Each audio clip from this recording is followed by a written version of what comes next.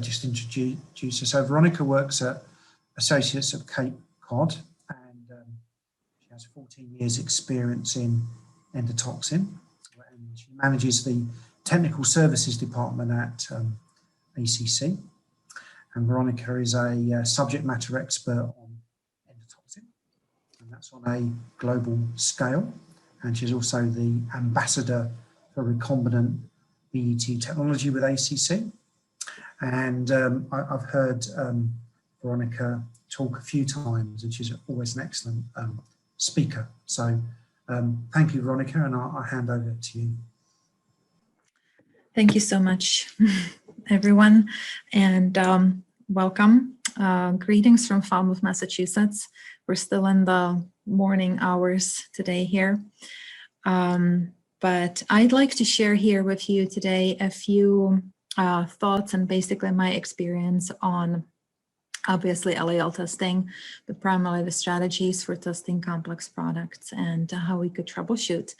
Following after Ruth will be a pretty tough act because she actually introduced us to some of these strategies already. So there's definitely an overlap between the general strategy for overcoming interference and those that are applied to LER.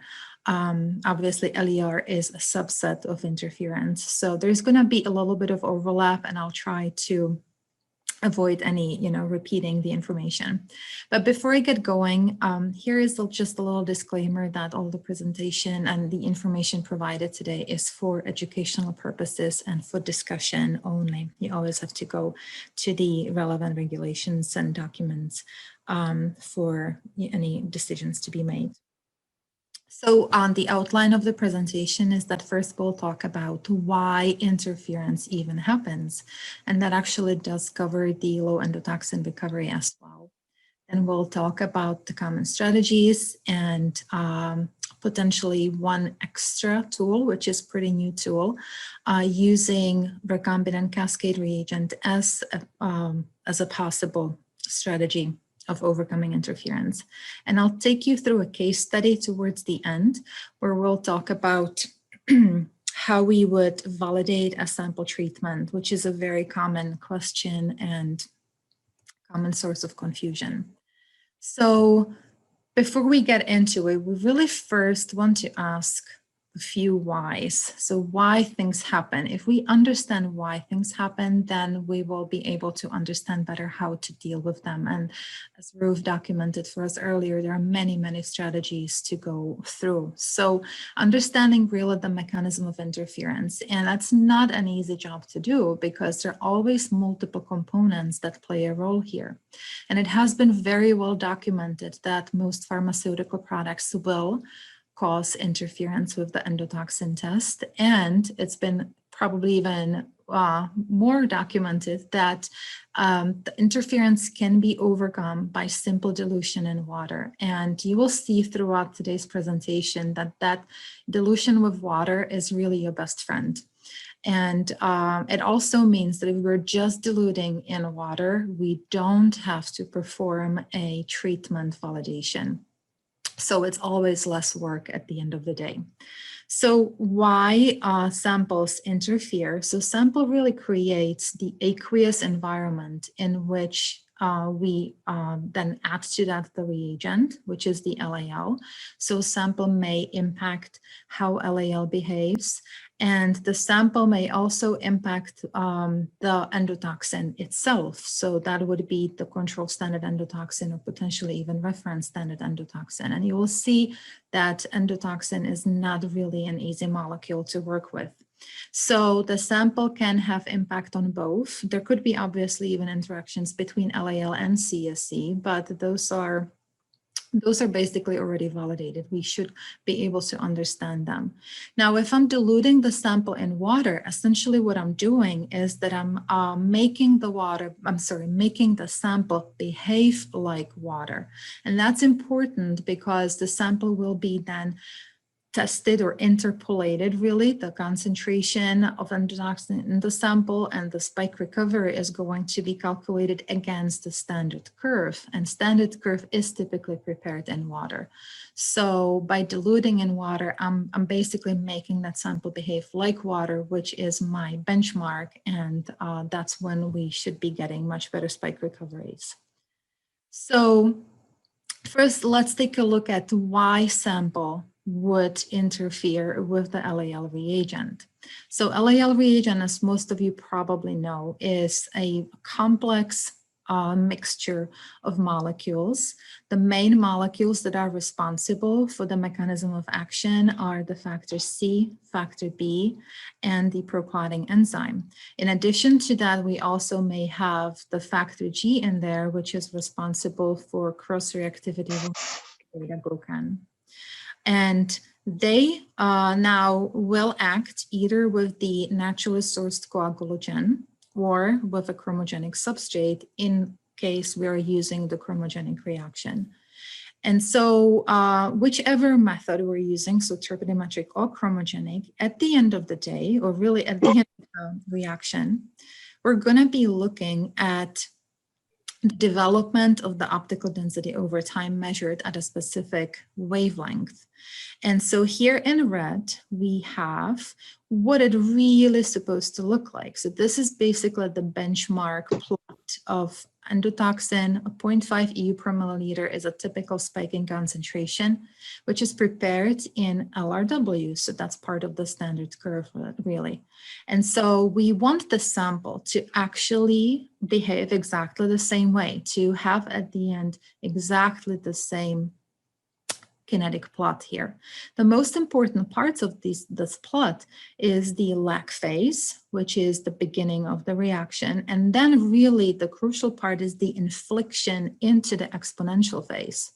The exponential phase is there because of the amplification mechanism of the LAL reaction, which is the factor B is primarily responsible for that. Now with the sample, the example here that we're looking at, and that's the green line, the sample of the same concentration, so containing endotoxin of the same concentration, is creating though a different plot. We can see that the plot is slower, right? Because the lag phase is longer, the inflection into the exponential phase has a much lower slope. So that results in the way that we're interpreting this is it results in longer onset times.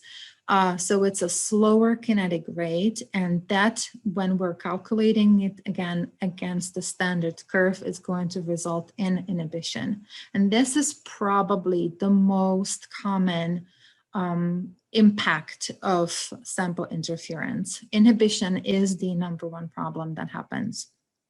So now this could be caused, as we heard from Ruth, by actually a variety of different factors. Primarily, and now we're talking about the reagent itself, it's going to be caused simply by different pH or a high osmolarity of the solution, or not appropriate concentration of the magnesium cations, which are very important for the activation of these enzymes. So this alone, the sample alone, can impact and can cause this. And if I take the sample and dilute it further in water, I should be hoping that these plots eventually are going to basically overlap each other. And when that happens, then the inhibition will go away. So now, why would sample inhibit with endotoxin? Well, endotoxin is a very complicated molecule. It acts as an amphiphilic molecule, or sometimes I just call it bipolar, because it will cause problems with any type of samples. And it's because it has a portion, the lipidate portion, which is hydrophobic. It can contain a variable amount of fatty acid chains, typically at least 5 up to 7, these long fatty acid chains. So they give it extremely hydrophobic properties. And this actually, the number of the fatty acid chains and then their aggregation, so their 3D presentation is really responsible for the activation of the factor C. So the portion here in red is extremely important for what happens in our reaction.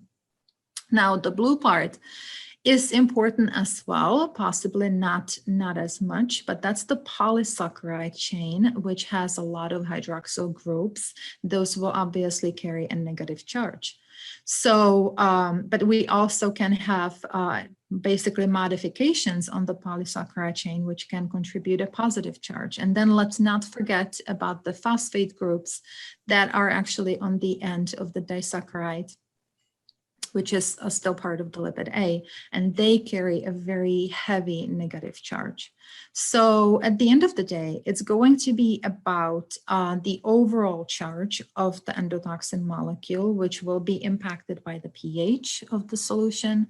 Again, also the osmolarity of the solution, but also the folding of the endotoxin is going to be critical here, and that's because of the hydrophobicity of it. So as a hydrophilic and hydrophobic molecule, it will have a very strong tendency to, in aqueous solutions, to assemble, to basically take on a shape, so to speak, which is going to present the lowest energy possible, the lowest entropy. So that happens at obviously different concentrations, which is the critical micelle concentration. That will happen at different speeds, and it's going to take on different shapes. But overall, the folding and the presentation of the endotoxin will have a critical impact on whether it's even available to activate the factor C. And if it's not available to activate factor C, because factor C is an enzyme, and it will, enzymes basically, I mean, we all know the model of the key and the lock. So if enzyme is the lock, and if endotoxin as a key has a different shape, now it's a different key. It's not going to fit into the factor C, so the activation will not happen. And that's the basis of the low endotoxin recovery, where the endotoxin is presented so differently that the activation does not happen. So the environment, which is the aqueous solution of our reaction mixture, is what has a big impact on this. So we can also think of it in the terms of what type of interactions are happening between the endotoxin and the sample in our matrix. And that goes back to the biochemical structure of endotoxin. So because endotoxin has the hydrophobic ends, it will obviously try to fold together with samples that have hydrophobic areas as well. And that's usually a situation with many proteins, that they can have basically hydrophobic domains or parts. And so those will have a tendency to fold together, fold away from water. That's their job. That's what they're always going to do, just like any other membrane. And obviously lipids, liposomes, they will do exactly the same. These days, we're handling this literally on a daily basis on many samples when testing the COVID vaccine samples. Those made here in the US are basically lipid structures, and breaking them up and forcing the endotoxin out is definitely a challenge.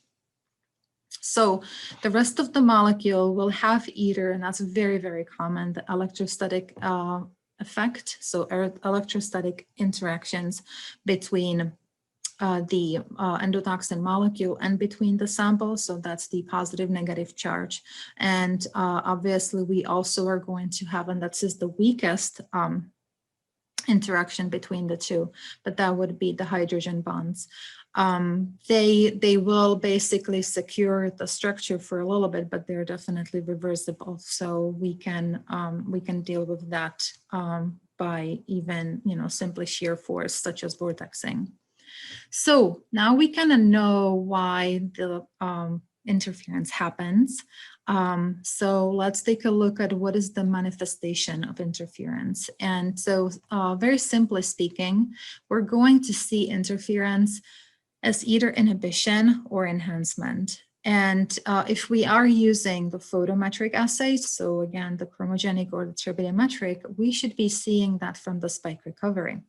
The spike recovery has per the book, per our pharmacopoeial chapters, the recovery should be between 50 to 200%, and that's the twofold error of the test. However, we know that if we're kind of operating in the orange zones here, so if our recovery is less than 75% and perhaps greater than 150%, it's not exactly ideal because that's really outside of the accuracy of the test. So those sample dilutions are likely to still carry a residual inhibition or residual enhancement, and validating at those dilutions is probably not a good idea. But inhibition is really defined as the PPC recovery being below 50%. So we're basically recovering less than half of what we added into the sample, or being obviously double of what we recover or what we added, and that would be enhancement. Now there are extreme cases, and those are very, very dangerous, and so there could be false negative result. Now that should not happen in real life if we are using actually and including the positive product controls with every sample. We should not have this happen. So that's the whole point of actually running PPCs with every sample, so that we avoid false negative result. And there really should be no shortcuts. A false positive result is a little bit more difficult to uncover. I have a little bit on that towards the end. And it really means that we're measuring a positive result, but there is no endotoxin. And there are definitely factors that could cause that, and it requires a little bit more scrutinizing the data. And then the abnormal inhibition, which is really time and temperature dependent, a lot of the times is the low endotoxin recovery.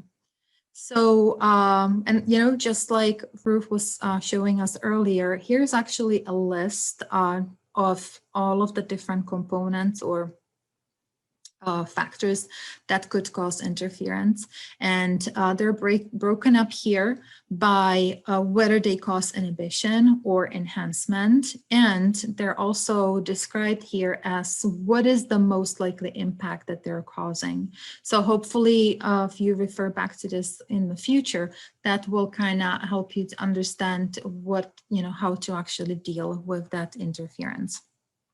So there is a note here that there are two types of factors here that can cause both inhibition and enhancement, and those are proteins, enzymes. Those are definitely surfactants as well that are troublesome.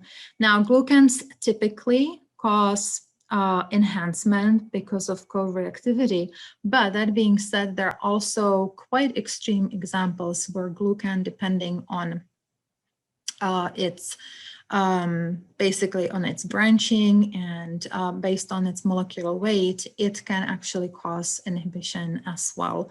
But that's quite obscure, so I didn't want to include that necessarily here.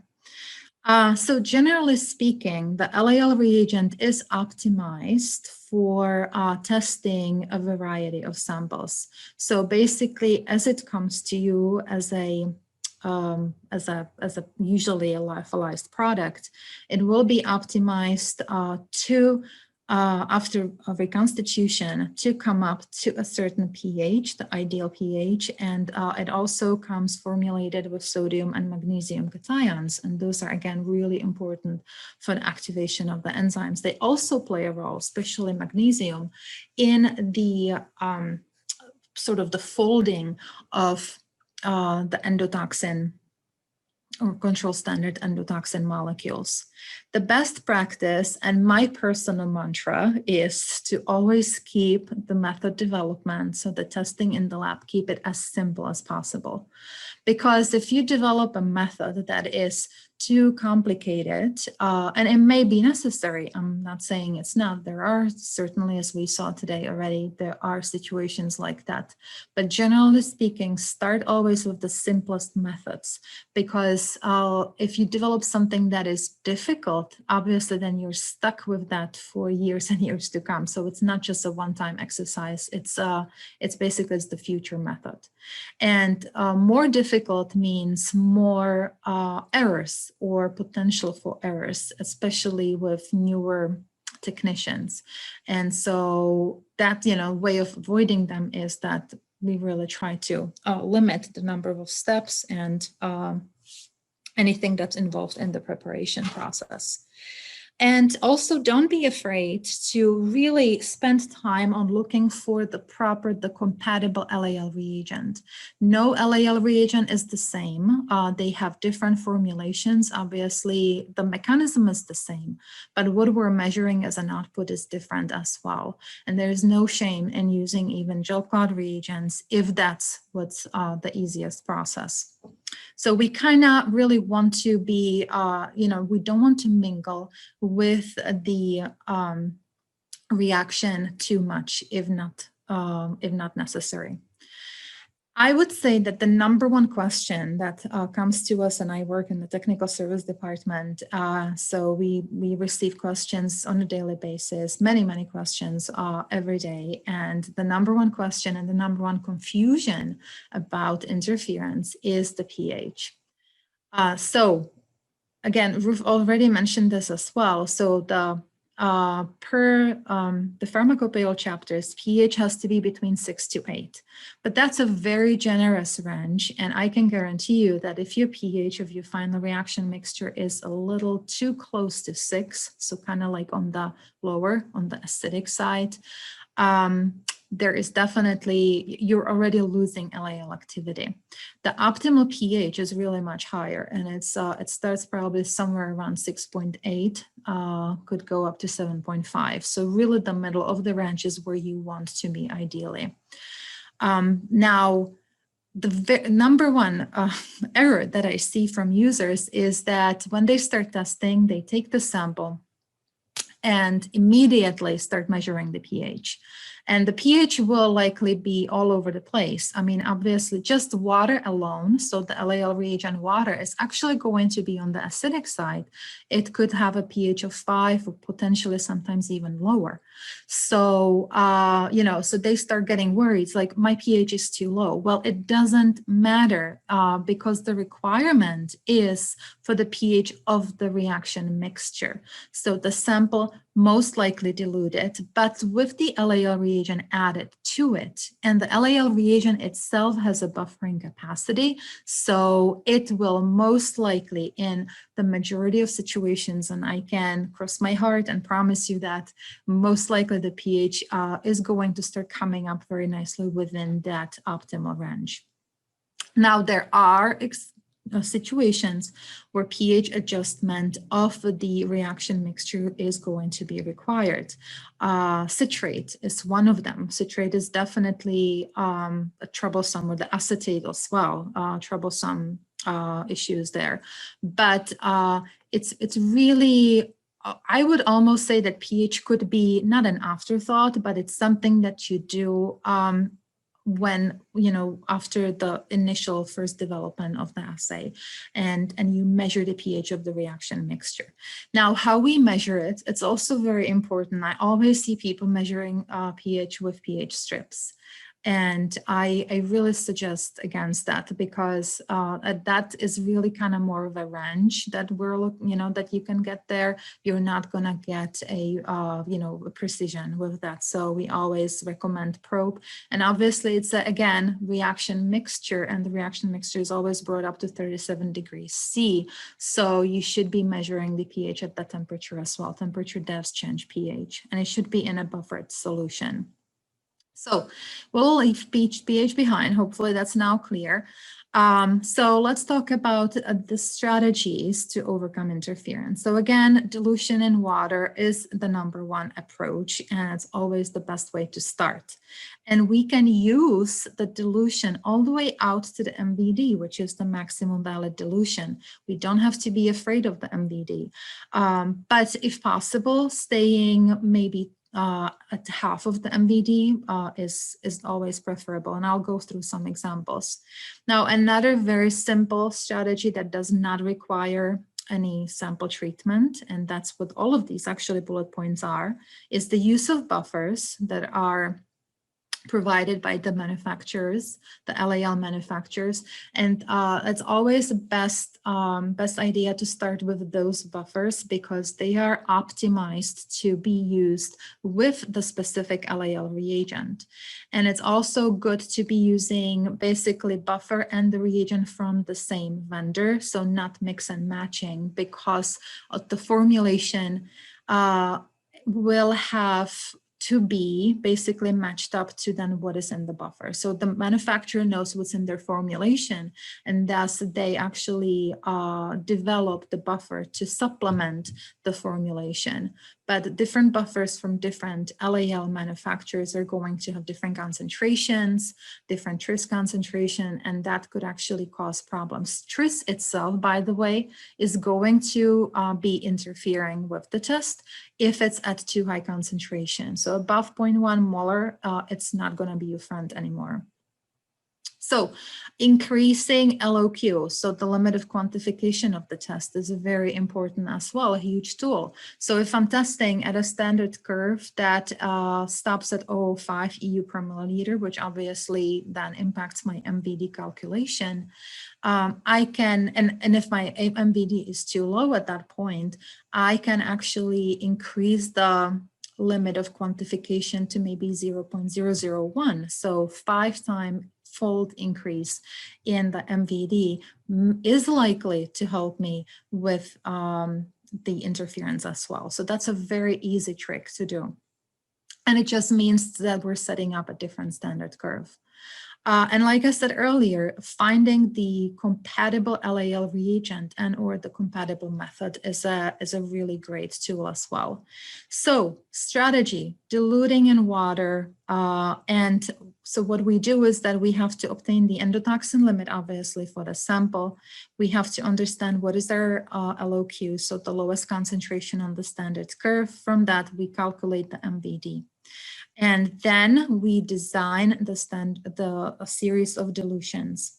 Now, so very simple. We usually do 10-fold to start off with if the MVD allows. So let's say my MVD is 1 to 1,000, then doing 1 to 10, 1 to 100, 1 to 1,000 is a nice and quick dilution series. And I will kind of, it's a quick preliminary characterization. It will tell me what's happening in there. Very, very important to include PPCs with each one of these dilutions. If you don't include them, you are not getting half of the information you're looking for. So that usually makes complete sense, but then the issue starts with interpretation of the data that we get from this experiment. So here we have an example of sample A results, and everything I'm going to present here is de-identified, but these are real life situations. So you can see here that the 1 to 10 gave us a recovery of 47%. 1 to 100 was 61%, and 1 to 1,000, 96%. So obviously, so again, PPC recovery has to be 50 to 200%. So anything below 50 is not good. It's invalid. So I can't even consider that. 61 is much better, but that's still a little too close for comfort to the 50%. So I would say that's a residual inhibition, and I would stay away from it because I have a beautiful recovery at 96%. Also, the FDA 2012 guidance tells us that the MVD should not be the regular testing dilution. So basically it means, okay, it works at MVD very well, but if possible, I should stay away from it. So I would here say, let's look at what happens at the dilutions between 1 to 100 and 1 to 1,000. So we did just that. and tested it 1 to 200, 400, 800. So you can see here that we chose twofold dilution scheme, which kind of allows us to zoom a little bit better on that area where we were getting better recovery. And sure enough, the 1 to 100 was still in the 60s, but 200 was already in the more comfortable zone for us. So, so 1 to 200 would be great to choose for validation, but now we are still a little, we're still twofold close to the residual inhibition. So our strategy here would be to validate at 1 to 400, and that's recovery in hundreds, and that's twofold away, or basically fourfold away from the inhibition. So that would be probably our strategy here. And it's important because you don't want that residual inhibition in there. It means that, and this testing is done on one lot, if you try to replicate this on a second and third lot, you may run into a little bit more inhibition. That's going to push you even over the 50%. So, and that's actually the next step. So when you're validating, you always have to use more than one lot. Typically 3 is the grandfathered number, but probably going beyond that, is a better thing as well. And so here we did just that, diluted all of these lots 1 to 400, and we got really reproducible PPC recovery for all of them. So basically at this point, the sample A would be considered validated because we were able to replicate the dilution and overcome the dilution at those numbers. So that's when things go well, but that's not always the situation. There are samples that definitely can give you way more trouble, and surfactants are one of them. And that's a situation where they can actually, at different dilutions, they will give you recovery that may be inhibiting. Over, if you dilute far enough, you may actually get enhancement in them. So, the development of how to test the how to test the surfactants is really critical for them. So the reason why at 1 to 20 dilution we would have inhibition is because most likely the surfactants actually impact at that level the LAL reagent. So they obviously the osmolarity is high, and they denature the LAL reagent. So they impact the reagent as a protein. Now at the high dilution, they have a tendency to actually disperse endotoxin, and they're sometimes used as a sample treatment to disperse endotoxin to help us to get endotoxin off of surfaces as well.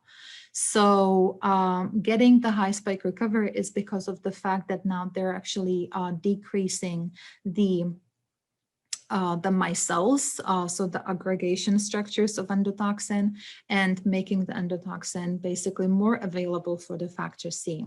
So, so in this situation, I would probably recommend basically zooming in between 1 to 20 and 1 to 200 to ensure that we can actually find a better, recovery closer to 100% there. Okay, because you don't want to be in the zone too close to 200%.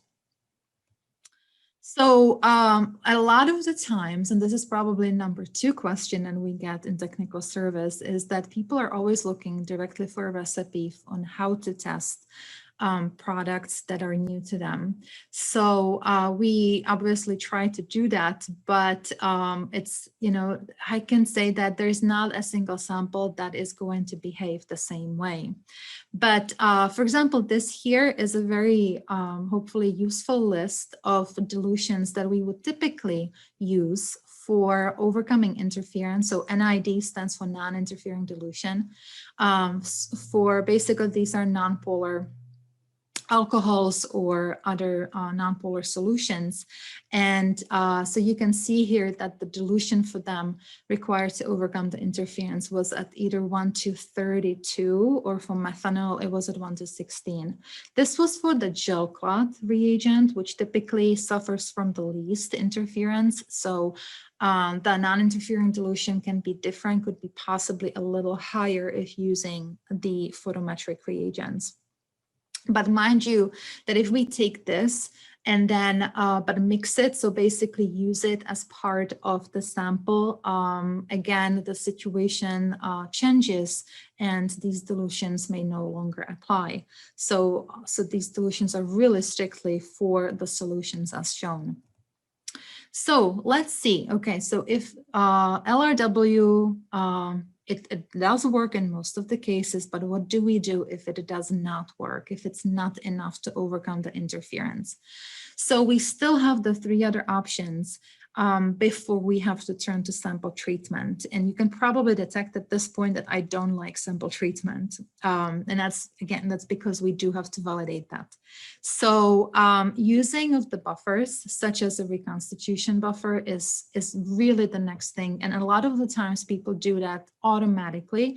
So they would use dilution with water, but they would reconstitute the LAL reagent in the buffer right out of the get-go, which is definitely a good idea. Now, the second thing is that you can, like I said earlier, you can increase the limit of quantification, which is going to increase your MVD, very powerful. And again, that could be done in combination with the buffers as well.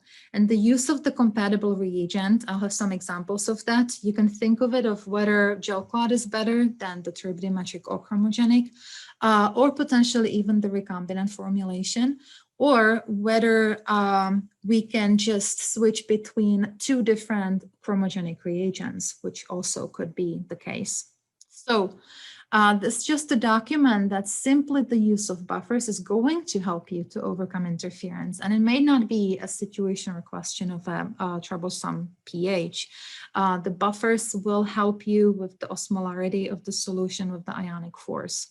So here we have DMSO, which was tested by TURB, and the turbidimetric reagent was not reconstituted in any buffer. It was just recont with water. And we did get at 1 to 20 dilution, we had inhibition. So it was only 20%, but at 1 to 200, we were able to overcome that. So, you know, obviously huge improvement here. But we wanted to be with the dilutions as low as possible, so didn't want to dilute 1 to 200. So we wanted to see if the reconstitution buffer is going to improve the recovery, and as you can see here, it did. Even for 1 to 20, just by adding the buffer, we were able to get a recovery of 56%. So you can optimize this a little further by doing maybe a dilution 1 to 40, and at which point I would really expect that the recovery is already going to be at 100%. Okay, very simple trick. Now, there are buffers that will help you overcome enhancement, and these are called glucan blocking buffers. So #1 cause of enhancement is the presence of glucan in the sample. So this is because glucan is going to be captured by the factor G. Factor G is an actual component of the LAL reagent because it's part of the immune response of the horseshoe crab to the predator, or basically to the antigens present.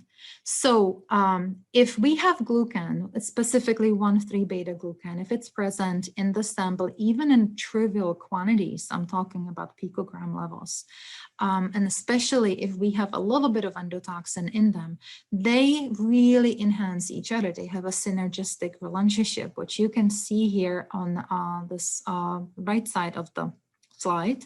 So you can see actually the kinetic curve for the endotoxin alone. So this one is 0.01 EU per milliliter. So again, the typical lag phase and that steep, quick exponential phase. But if I'm measuring glucan only, you can see that the response at a much higher concentration, this is nanogram per milliliter, is not going to be as quick, basically. It's going to be a slower response. And that's actually because the glucan pathway is missing that one step in the cascade itself. But if I put them together, meaning that I have the sample containing both endotoxin and beta glucan, which is always going to happen in the positive product controls because we added the endotoxin in there, you can now appreciate here that the reaction is going to be that much faster. Okay, so that means that the onset times are going to be shorter. And so that means enhancement. So if I use a glucan blocking buffer, that actually acts on the factor G. So it basically saturates the factor G.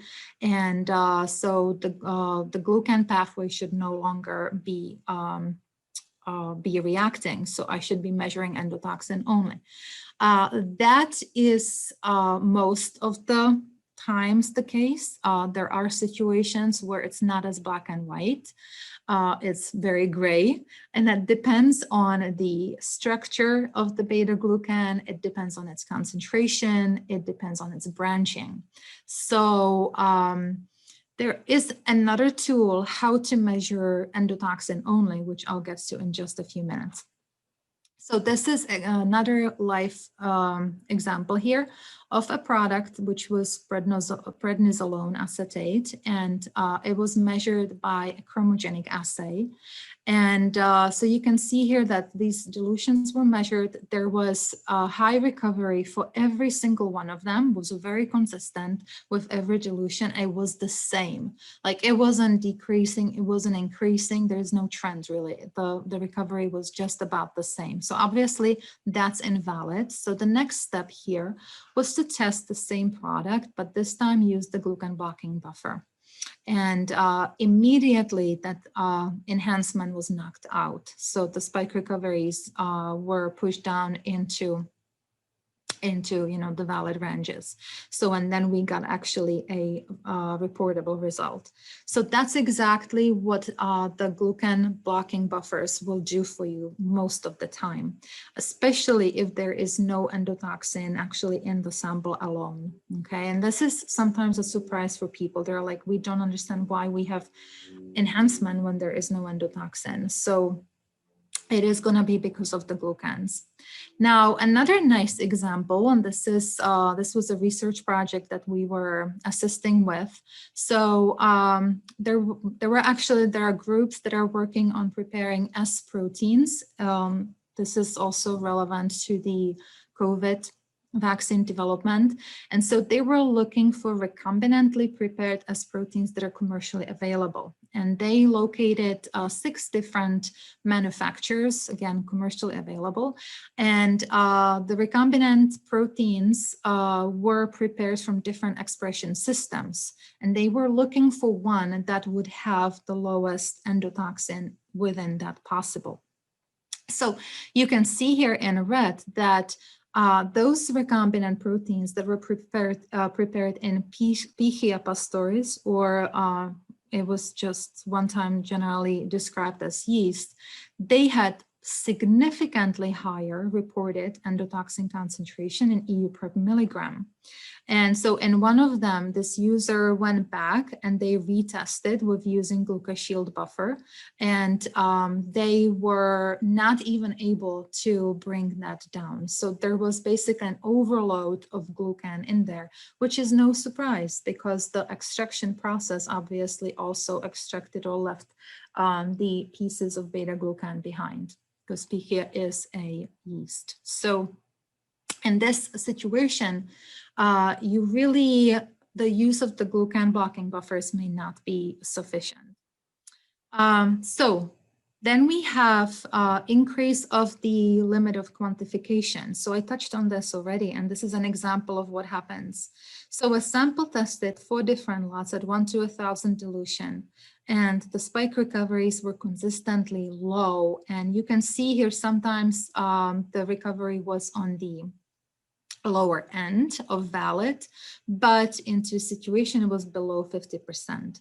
So this is when the it was tested at MVD of 1000, the LOQ is 005. So that tells you, we can still decrease the LOQ, which is going to give us a 5 times higher MVD, which means that then we can dilute up to 1 to 1,000. But in this case, we diluted only, we didn't want to test that at MVD, so we diluted at 1 to 2,500, and that instantly improved the spike recoveries to where they really should be.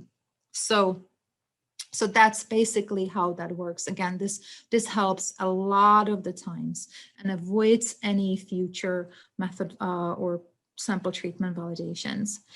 And so the use of the compatible method or compatible LAL reagent is great as well. So in general, I would say samples that are, for example, whole blood or samples containing particulate material are usually best to be tested by gel clot, because gel clot does not suffer from optical interference. So we can very well test them that way.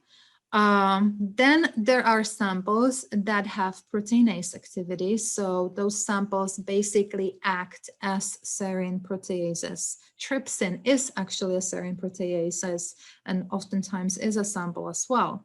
So what they do is that they actually act very quickly on the substrate directly, bypassing the entire cascade itself. But they act either on the coagulagen, but actually way more likely on the chromogenic substrate, which is a short peptide with a PNA attached to it. And the bond between the peptide and the PNA is basically a target of the cleavage by trypsin. So, so this actually shows that situation when the chromogenic method was used for testing trypsin. And you can see here these plots that they have absolutely nothing to do with endotoxin. They're basically, it's a linear increase right from time 0. So, or it kind of like comes up and then it's all flat, but none of these shapes of the kinetic plots are typical for the LAL test. The LAL test should have that ice hockey shape. Okay, so that basically looking at these plots, it's a really good tool for us to help us understand what is happening in the LAL reaction, because these are kinetic plots. So this kind of like shows us everything that happens every 30 seconds or so. Turbidimetric assay we find is actually less likely to suffer from the serine proteases. So we would use that maybe in combination with dilution, and that usually helps to overcome that. But vice versa situation, again, we've touched on that as well. Heavy metals are going to cause problems. And we saw that specifically with the chromogenic assay, we saw that specifically with the turbidimetric assay, and we found out that the chromogenic assay is a much better fit for the heavy metals. So this was a zinc sulfate, 5 milligram per milliliter, which is actually quite a low concentration. Tested at 1 to 100 dilution by the turbidimetric assay. Again, it basically caused here cloudiness immediately at the beginning of the reaction. So the heavy metals were basically either caused the reagent or the proteins of the reagent to fall out of solution, to coalesce. But that turbidity was not specific to the increase of to the endotoxin presence. When this was tested by the chromogenic reagent, the results were great even at the 1 to 100 dilution. So plots are great. Now, there could be another tool that you could use, especially for investigations, and that tool is called recombinant cascade reagent. Now, it is the same method actually as the traditional LAL reagent. It is a chromogenic variation of the method, and you can see the cascade here on the right side. So you can see that it has the same factor C, B, and the proclotting enzyme as their recombinantly prepared forms. There is no factor G in there, so that means that we're not going to have co-reactivity with glucans. So as a kinetic chromogenic reagent, you can use it on exactly the same reader, use the same software, and use exactly the same method preparations as well. So the reagent being recombinantly prepared was found to be actually more reproducible and suffers from less interference. The one reason for that is that we actually tested a variety of different products, and we were looking at how the recombinant cascade reagent compares against chromogenic and turbidimetric LAL, and this is expressed here based on the non-interfering dilution. So that's a dilution to overcome interference. The numbers here in green, they show you that the dilution needed for the recombinant cascade reagent to overcome interference was actually either the same, but in many situations you can see lower than the dilution needed to overcome interference by the LAL reagent, with the exception here of heparin, which was, we actually needed a higher dilution, but it was still well within the MVD. So it is not a silver bullet, but it could be a way to, especially when you are stuck, it could be a way to overcome interference as well. Now, why it's better for many products, it's because it has a very high degree of lot-to-lot consistency. And that's because as a recombinantly prepared reagent, we actually have more of a control over the composition of the reagent, specifically the ratio between the factor C, factor B, and the clotting enzyme, which are obviously essential for the enzymatic rate. So here we're looking at the reproducibility over 6 different lots. There's a lot of data behind every plot here. These are reference standard endotoxin standard curves.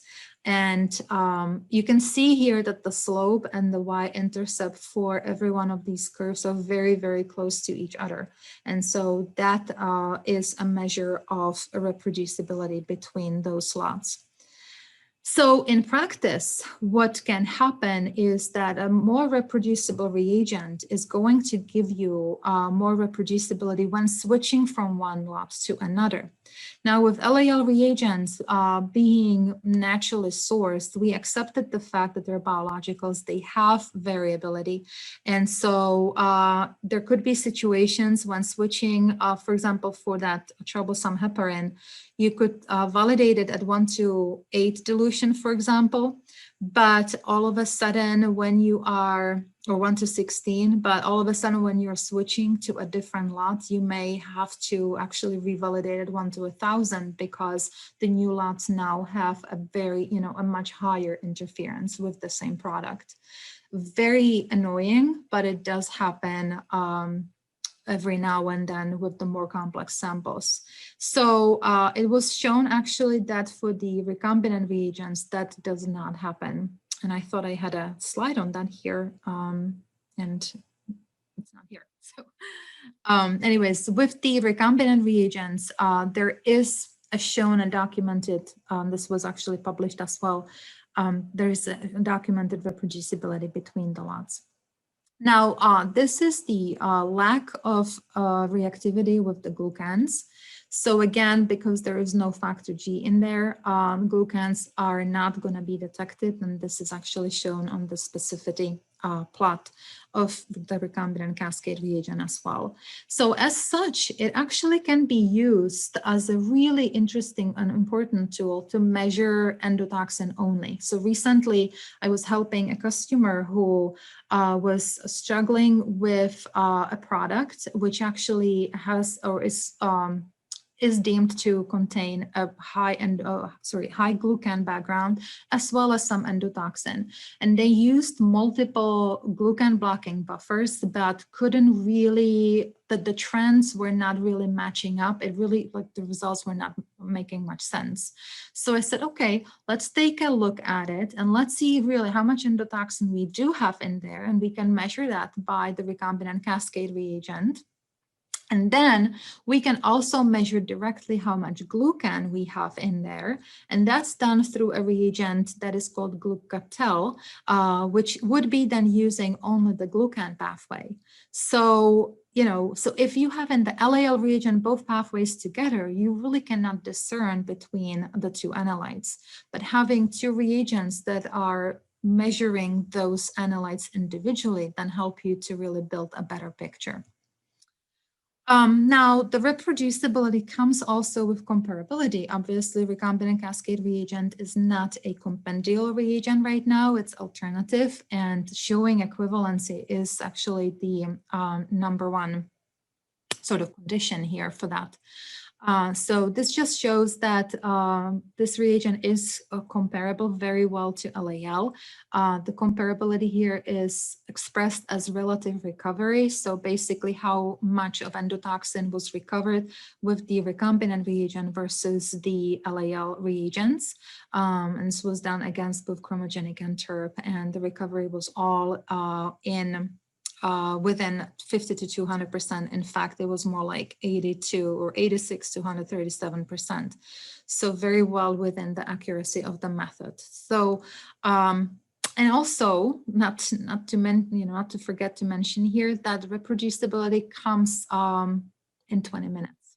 It's again, being recombinantly prepared, this reagent is very, very fast, and you can achieve a standard curve depending on of course, the lowest concentration. You can achieve it in as little as 20 minutes or down to 0.05. It will take about 30 minutes or 35 minutes in both the plate reader as well as the tube readers.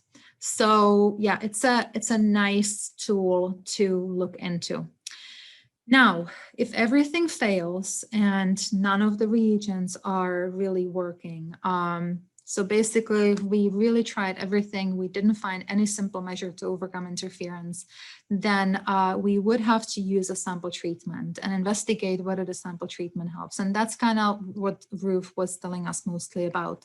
So heat treatment, in my opinion, is especially for protein samples, is very, very useful and very simple to do. It does not require any additional purchases of buffers and so forth. Replacement of the magnesium cations is really important as well, because they're really needed for the enzymes.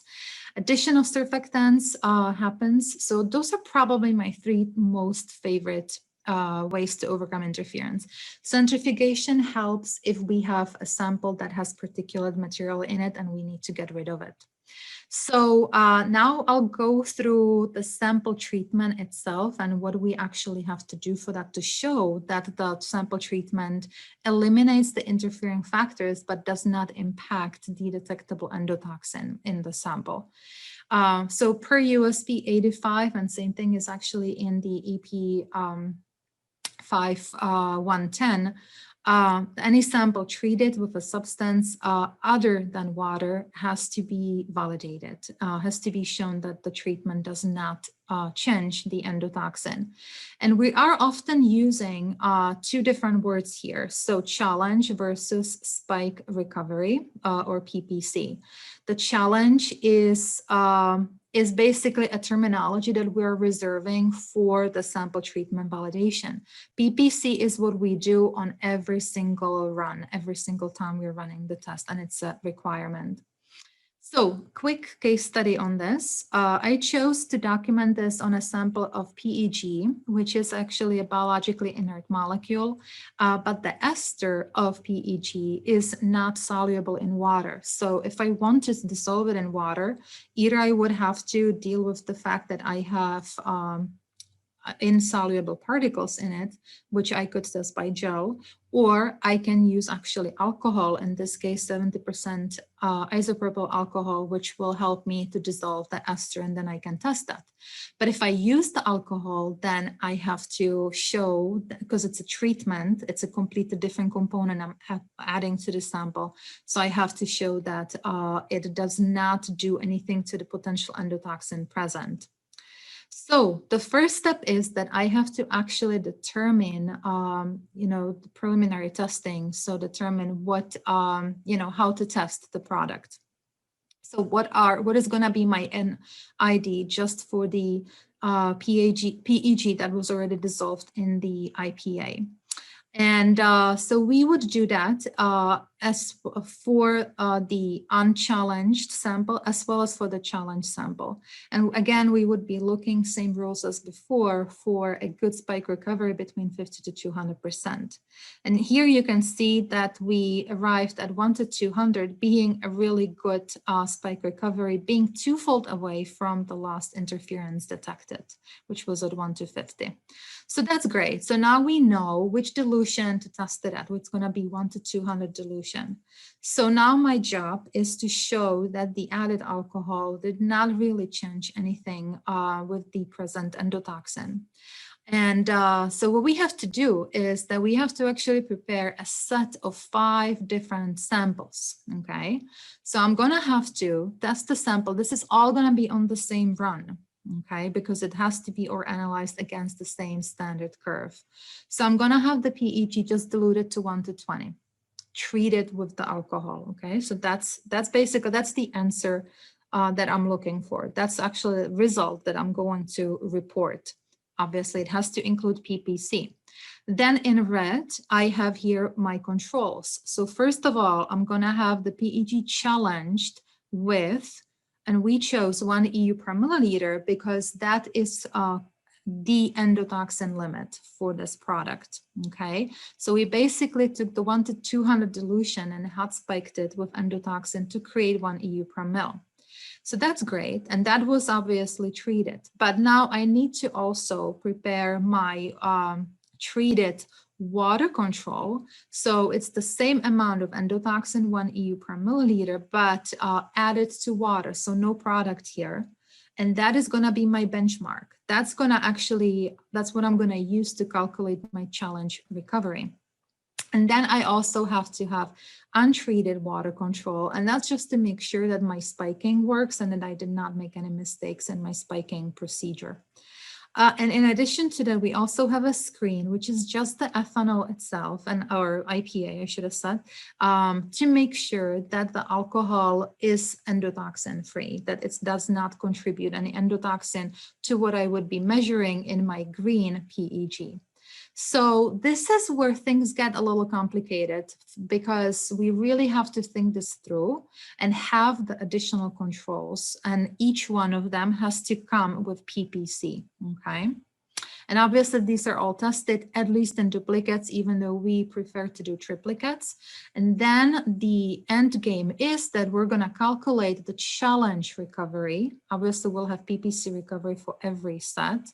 And the challenge recovery is the treated sample challenge divided by the treated water control times 100%. And I want that to be, as you know, within 50 to 200% as well.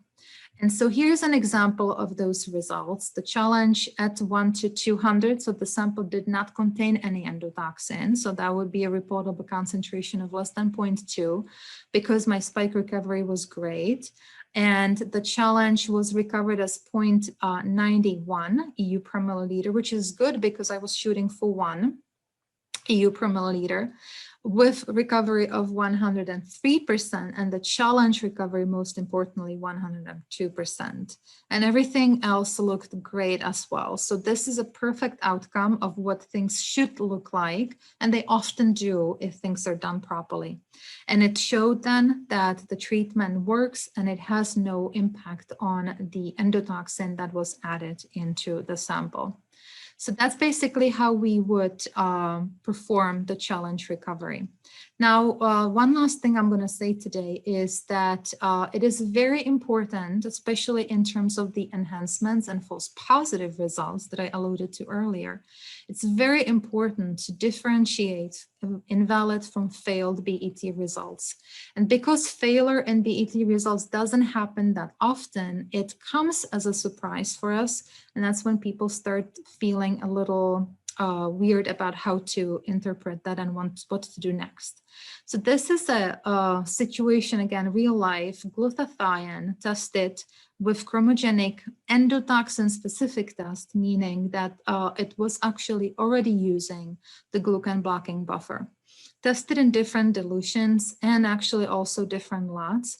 The spike recoveries were all within the valid range, but the measured endotoxin was basically, you can see here in hundreds, close to 200, but the limit was 35.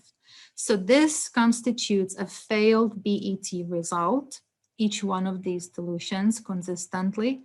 And on top of that, you can look at what the kinetic curves looked like for each product here and so for each sample, and you can see that they actually had exactly the shape we're looking for, a lag phase, exponential phase.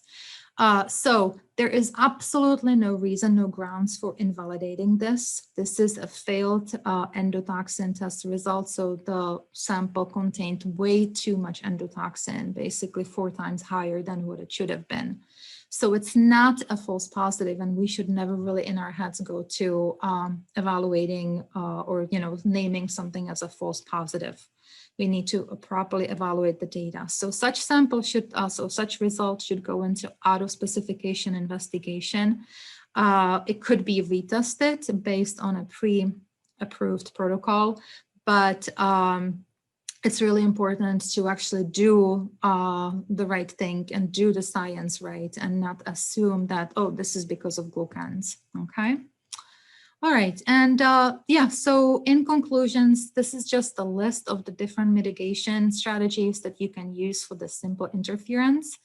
And you can use that as a reference. And basically, again, Veronika said, keep it simple, and that's always the best option. But there are there are exceptions from that rule where more involved strategies have to be used to overcome interference. And hopefully those strategies presented here are going to be helpful to you in the future. So that's all from me today. Hey, thanks very much, Veronika. That was really interesting, a really comprehensive overview. There's a couple of questions on the chat, but does anybody want to ask a question directly?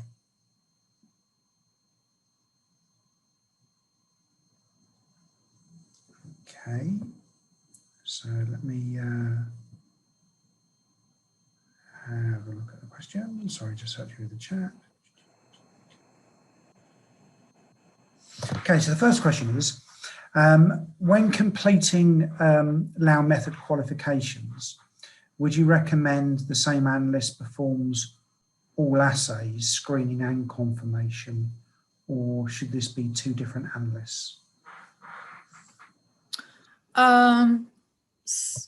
When completing qualifications, so yeah.